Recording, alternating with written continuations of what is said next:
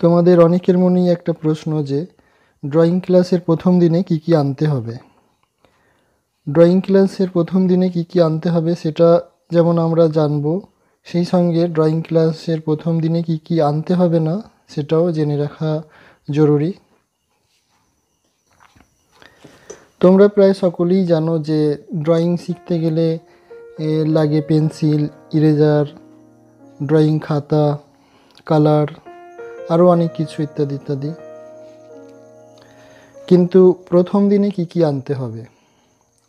প্রথম দিনে তোমরা যেটা আনবে শুধু একটা পেন্সিল আর একটা রাফ খাতা। রাফ খাতা কেন বললাম? প্রথম দিনে তোমাদের হয়তো অনেকের ধারণা যে প্রথম দিনে ড্রয়িং ক্লাসে এলেই বুঝি আমরা সুন্দর সুন্দর ছবি আঁকতে শিখে যাব। অ্যাকচুয়ালি সেরকম কোনো ব্যাপার না। প্রথমে তোমাদের পেন্সিল নিয়ে নানা রকম আঁকিবুকির কাজ শিখতে হবে। সেটার মাধ্যমে হাতে পেন্সিলটাকে ভালো করে সেটিং করা শিখতে হবে। সেই জন্য এই কাজগুলো তোমরা দামি খাতায় না করাই ভালো। তাতে কি হয়, অযথা পয়সা নষ্ট। তাই তোমরা পেন্সিল নিয়ে যেসব আঁকিবুকির কাজগুলো প্রথম দিনে তোমাদের দেওয়া হবে সেগুলো তোমরা কম দামি রাফ খাতার মধ্যে অভ্যাস করবে। এবং কেননা এগুলো অনেক পরিমাণেই প্র্যাকটিস করতে হবে।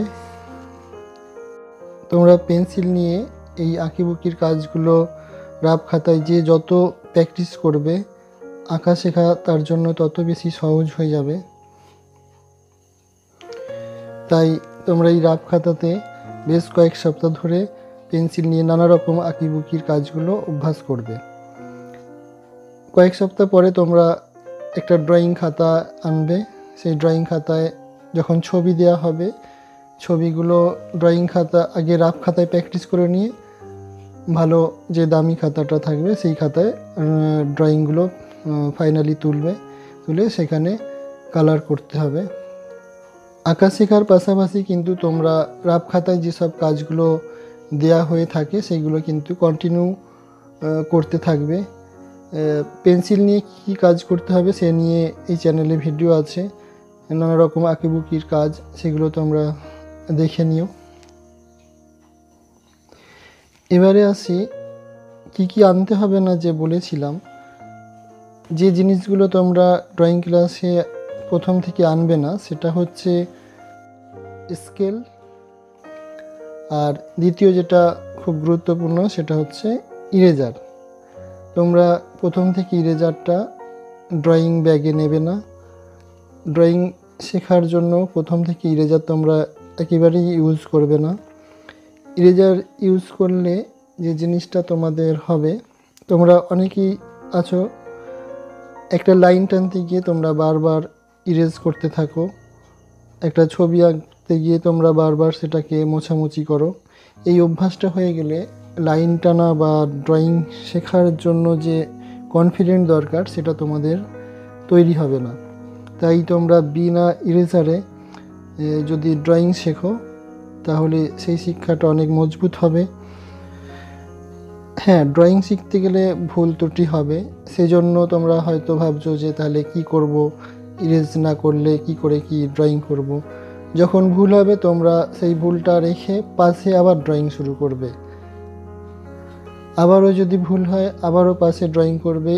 এভাবে যদি তোমাদের একটা ছবি শিখতে গিয়ে বারবার ভুল হতে হতে গোটা খাতাও শেষ হয়ে যায়, তাতেও তোমরা ইরেজার ইউজ করবে না। এক সময় দেখবে তোমাদের ড্রয়িংটা খুব সুন্দর হয়েছে। বিনা ইরেজারে যদি তোমরা এভাবে ড্রয়িং অভ্যাস করো তাহলে সেই শিক্ষাটা দেখবে তোমাদের জন্য অনেক মজবুত হয়েছে।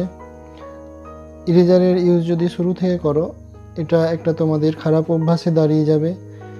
লাইন টানা হোক বা ছবি টানা আঁকার সময় বারবারই তোমাদের মুছতে ইচ্ছে করবে।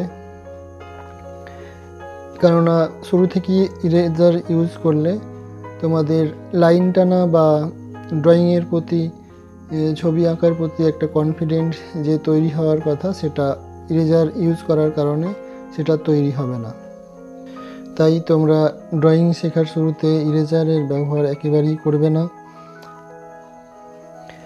আজ তাহলে এ পর্যন্তই। আজকের ভিডিওটা তোমাদের যদি ভালো লেগে থাকে তাহলে একটা লাইক দিয়ে উৎসাহিত করো। আর যারা চ্যানেলটা এখনও সাবস্ক্রাইব করনি তারা সাবস্ক্রাইব করে ফেলো। এরকম আরও অনেক গুরুত্বপূর্ণ ভিডিও পরবর্তীকালে আসতে চলেছে।